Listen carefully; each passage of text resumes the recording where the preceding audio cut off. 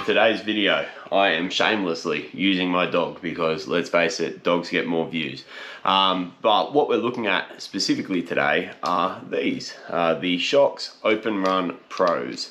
And the reason why we're doing this is because when I purchased these, I got a few questions from people on Instagram asking me about how I felt about them. And so I thought I'd do a video diving into it, and I think the best place to do that video is on the bike. So without any further ado, let's jump to me on the bicycle.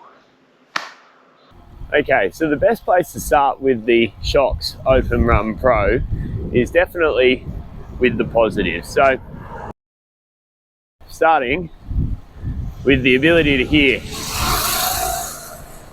motorbikes like that or cars, just being able to hear everything around you makes cycling just super safer and so much more enjoyable.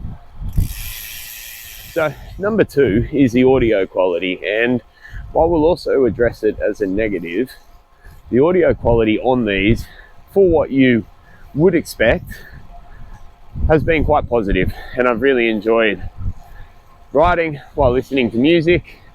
And where they really shine is your podcasts and your radio, and that's been really, really positive. I've very much enjoyed that aspect of them. Number three, and this one is honestly the one that has surprised me the most, is comfort. I went out on a ride this morning and I actually forgot to even put music on, because to be honest, I forgot that I was wearing the OpenRun Pros. They're just so light, as you'll see, and they're just super comfortable. The way that they fit on your head is just like you're not wearing anything at all. And that ties into number four, which is security. A lot of the in-ear buds always feel like they're going to fall out, even when they're in securely. And a lot of the over-the-ear buds don't feel very comfortable. And so these feel like they could not fall off. And unlike the Huawei ones that I'll show when I weigh these don't interfere with the way that you are riding. When you turn your head, you don't get a cable that sticks to your jersey or to your backpack if you're riding with one, and that's really, really nice. Number five is just that ease of use. Just got a tap system on the side here, and when you tap the button on the side, skip songs, takes phone calls, things like that, really easily.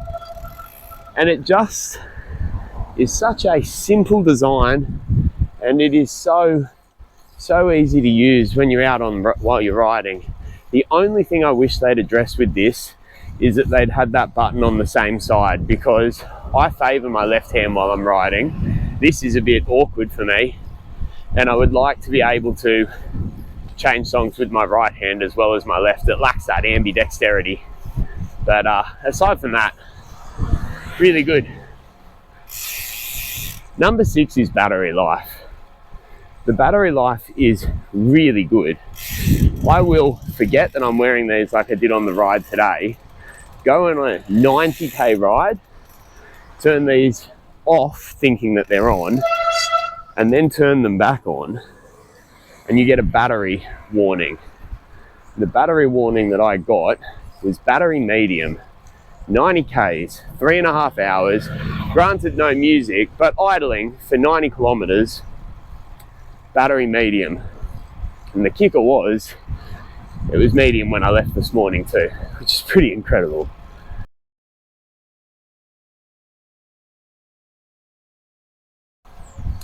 So then, unfortunately, we get to the negatives, and there are some negatives. Now, I know that I stated that the sound quality was good, but it's not great, especially when it comes to bass. So I'm a metalhead, born and bred, and when you listen to metal on these, there's no bass at all. I'm also a bass guitarist, and I find it very difficult to follow the bass guitar tracks because there just isn't any real bass presence. Now, another negative that comes from the design, and I haven't experienced this myself, I actually find them quite good, but a friend of mine had complained about the way they vibrate against your temples, and that's the bone induction working. But he said he found that super uncomfortable when I gave him a go of them.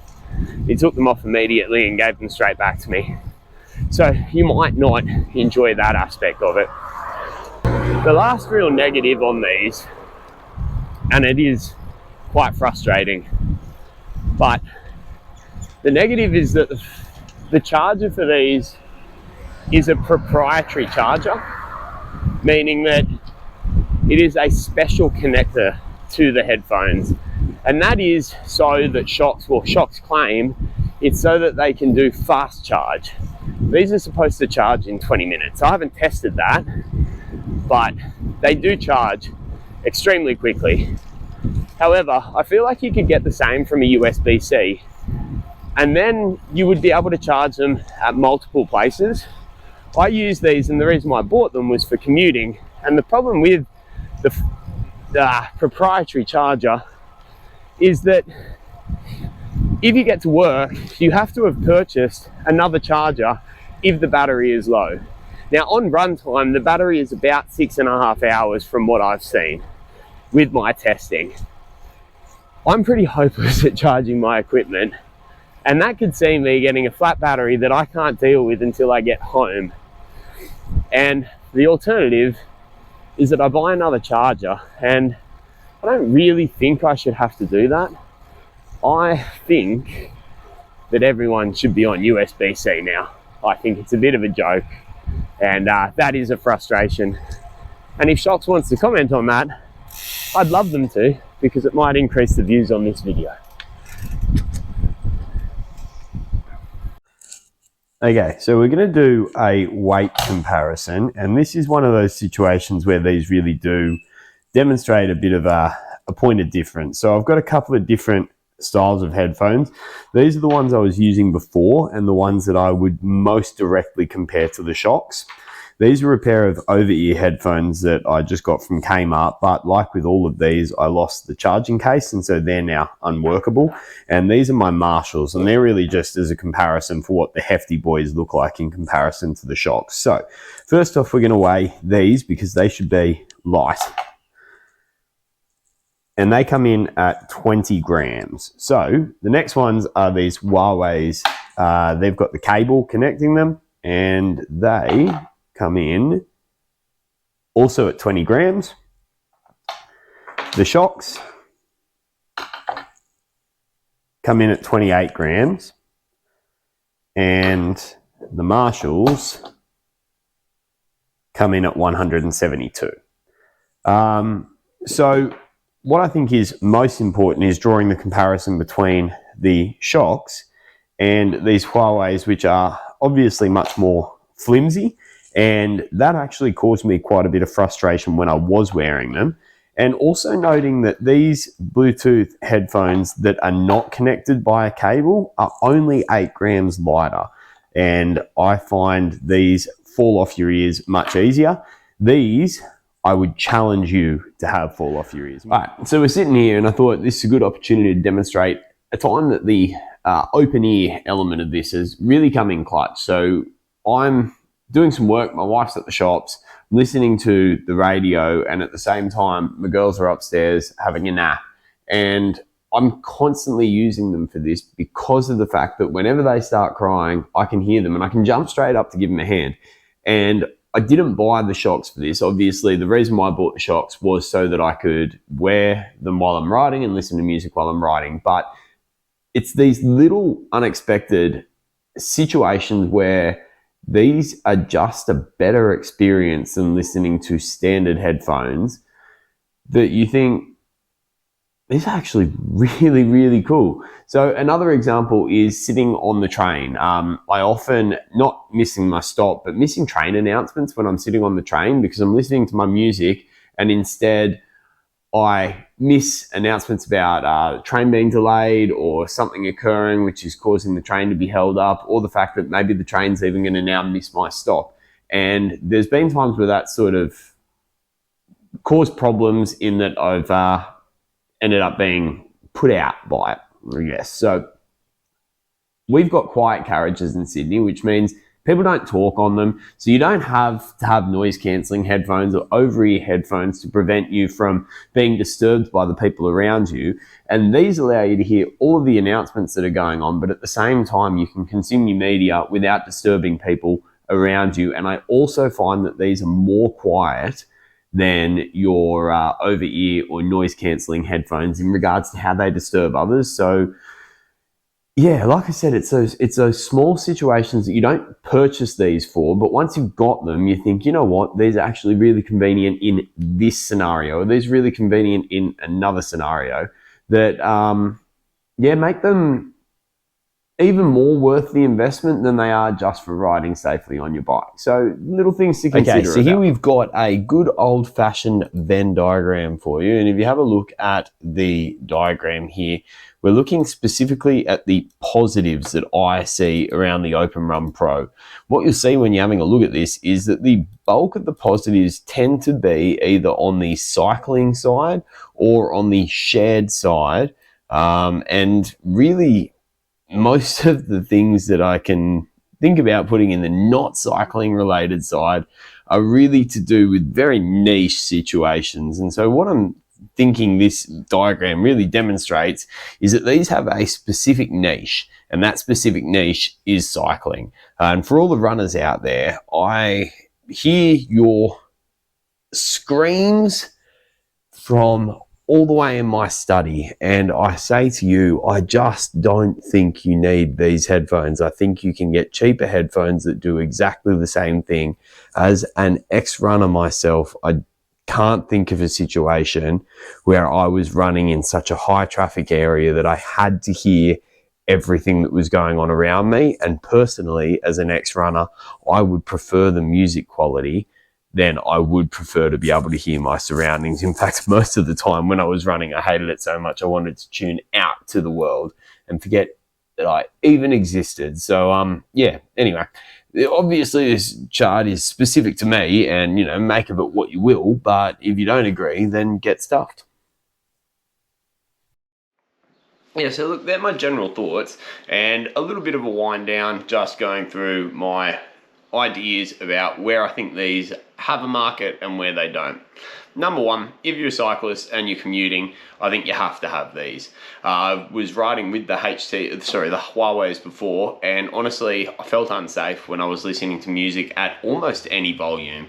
And I think you really need to consider your perception when it comes to riding. I think as cyclists, we get frustrated at road users, and we definitely have a right to be frustrated, but also I think there is an element of responsibility on ourselves to make sure that we're in the best position to be able to avoid hazards and to be able to perceive where cars are around us, so that we don't make stupid errors or that we don't pull out in front of cars. So in that respect, I think these are a must-have. And if you are commuting or intending to listen to music on the bike, I think these are a